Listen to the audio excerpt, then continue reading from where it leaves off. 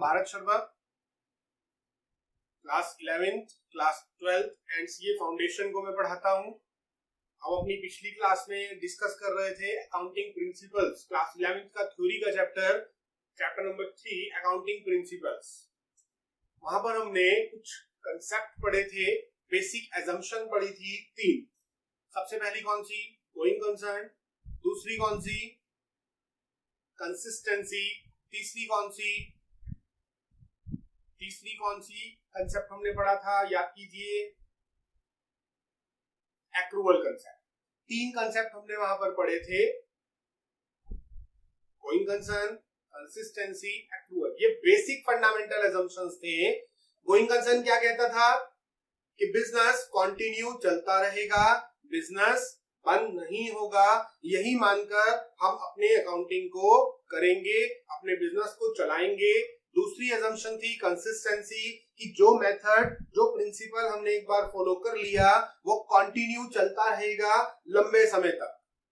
वो कंटिन्यू, जो भी प्रिंसिपल हमने फॉलो कर लिया, ईयर बाय ईयर हम उसी को ही फॉलो करेंगे, हम उसको चेंज नहीं करेंगे। तीसरा कौन सा था? Accrual concept. सभी ट्रांजैक्शन बिजनेस में रिकॉर्ड होंगी, चाहे वो कैश की हो, चाहे वो क्रेडिट की हो, बस वो एक पीरियड की हो, जितने पीरियड का आप अकाउंटिंग बना रहे हैं, फाइनेंशियल स्टेटमेंट तैयार कर रहे हैं। वहां पर ये नहीं देखना है कि उनके लिए कैश आया या गया, कैश रिसीव हुआ या नहीं हुआ, कोई फर्क नहीं पड़ता किसी भी तरह का।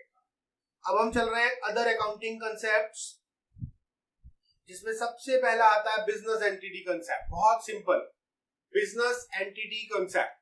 देखा बेटा, जो हम अकाउंटिंग करते हैं, सबसे पहली हमने असम्पशन तो यहाँ पे यही लेते हैं कि बिजनेस अलग है और बिजनेसमैन अलग है। कभी भी बिजनेस और बिजनेसमैन को एक नहीं माना जा सकता, कभी भी बिजनेस और बिजनेसमैन को एक नहीं माना जा सकता। ये माना जाता है कि बिजनेस अलग है और बिजनेसमैन अलग है। इसीलिए जो बिजनेसमैन बिजनेस को पैसे देता है, जो बिजनेसमैन बिजनेस को पैसे देता है, मैं उसे क्या मानता हूं? कैपिटल मानता हूं। और कैपिटल बिजनेस के लिए क्या होती है? इंटरनल लायबिलिटी होती है। यही कारण है कि माना जाता है कि जो पैसा बिजनेस को रिसीव हुआ है बिजनेसमैन से, वो बिजनेस ने लौटाना भी है। बेटा, लौटाएगा कभी नहीं, लौटाएगा तो एक ही शर्त पे, जब बिजनेस क्या हो रहा होगा? बंद हो रहा होगा। बिजनेस शुरू करने के लिए पैसा आया, बिजनेस बंद करके ही पैसा वापस जा सकता है, लेकिन उसको life time of the business क्या माना जाएगा? एक लायबिलिटी माना जाएगा। इसीलिए कैपिटल को शो किया जाता है अंडर द लायबिलिटी साइड। तो ये असम्पशन है कि बिजनेस अलग है और बिजनेसमैन अलग है। पढ़िए क्या लिखा है। According to this concept, business is treated as a unit separate and distinct from its owner.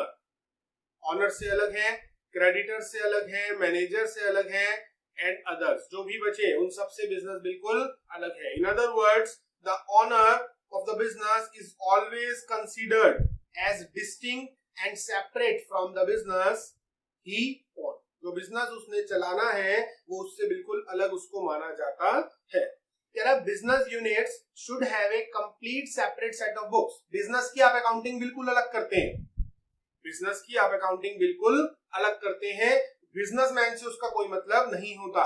अगर मैं दोनों को एक मान लूंगा तो उसकी घर की पर्सनल ट्रांजैक्शन भी बिजनेस में रिकॉर्ड हो जाएंगी, उसकी पर्सनल ट्रांजैक्शन भी बिजनेस में रिकॉर्ड हो जाएंगी, जो कि सही नहीं है। इसलिए बिल्कुल सेपरेट सेट ऑफ बुक्स बनाई जाती है बिजनेस की, and we have to record business transaction from business point of view, not from the point of view of the proprietor.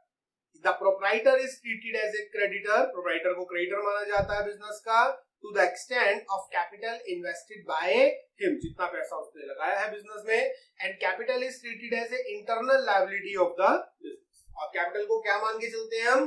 Business के अंदर इंटरनल लायबिलिटी मान के चलते हैं, क्योंकि वो बिजनेसमैन को लौटानी होगी, लेकिन एक ही समय पर जब बिजनेस बाउंड अप, बंद हो रहा।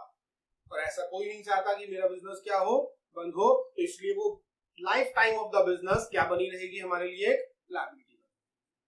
अगला आता है बेटा मनी मेजरमेंट कंसेप्ट। बहुत सिंपल कंसेप्ट है मनी मेजरमेंट कंसेप्ट, नाम से पता चल रहा है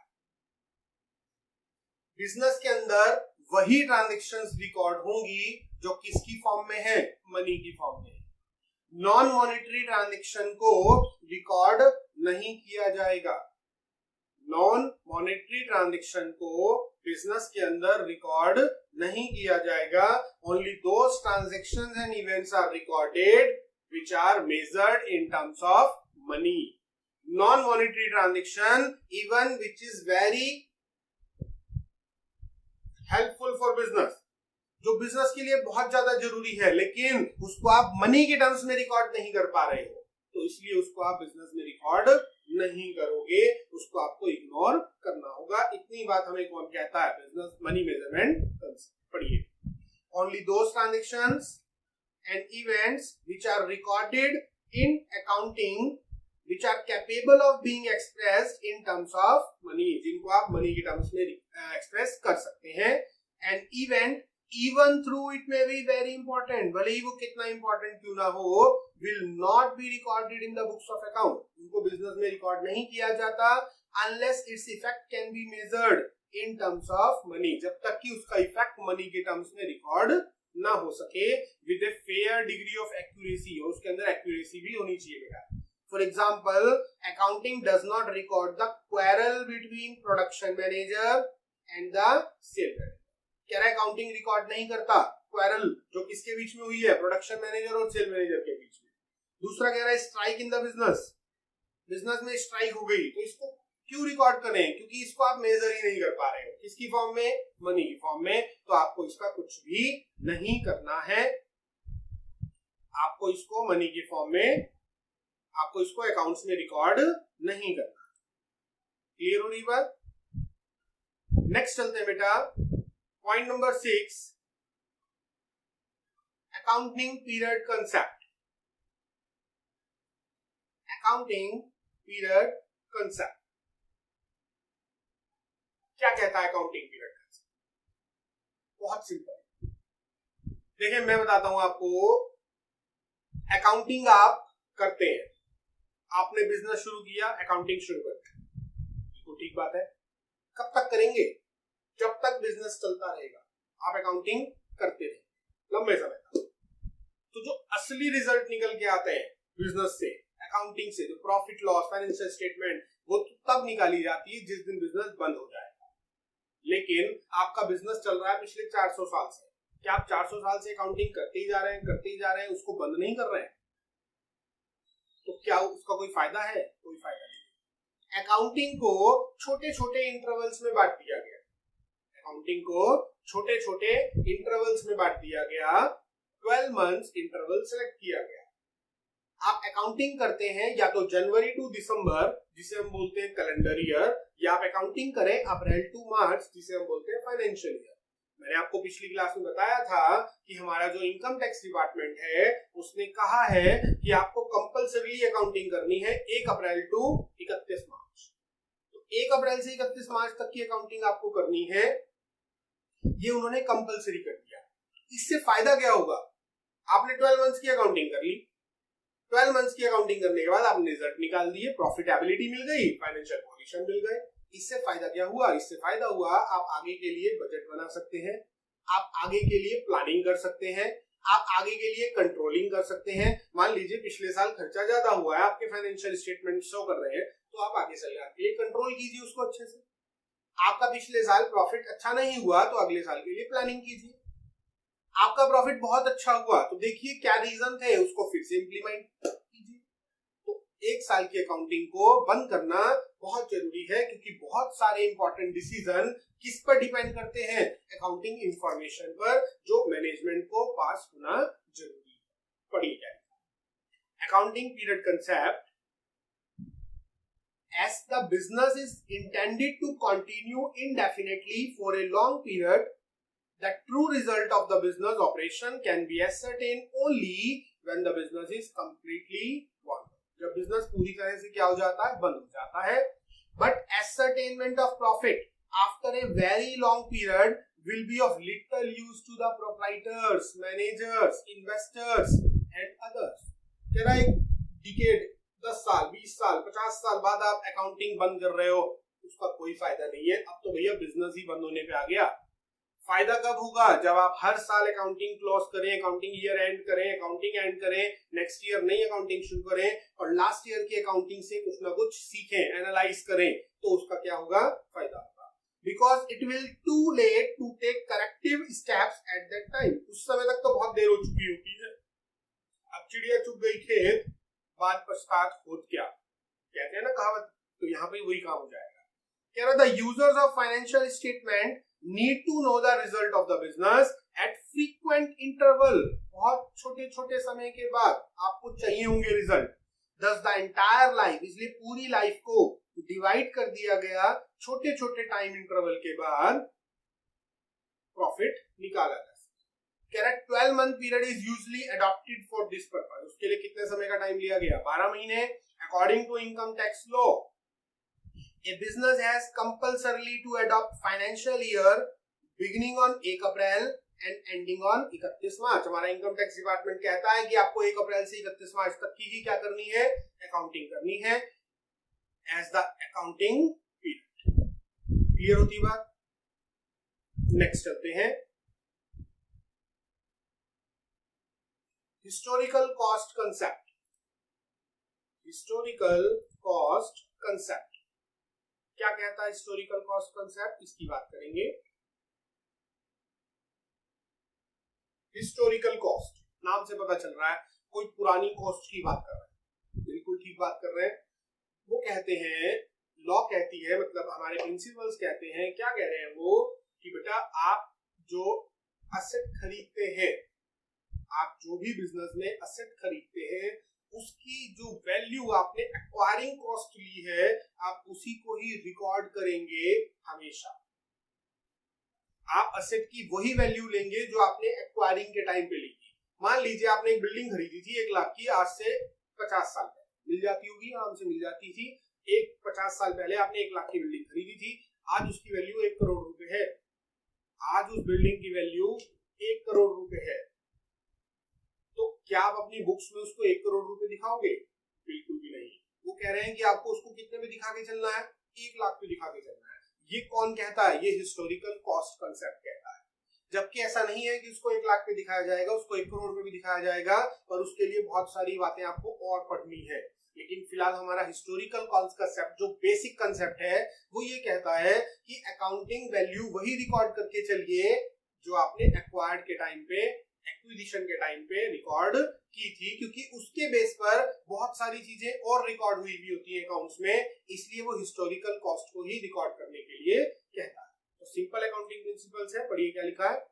according to this concept, an asset is ordinarily recorded in the books of account at the price at which it was acquired। उस प्राइस पे रिकॉर्ड करना है जिस पे आपने इसको एक्वायर किया था।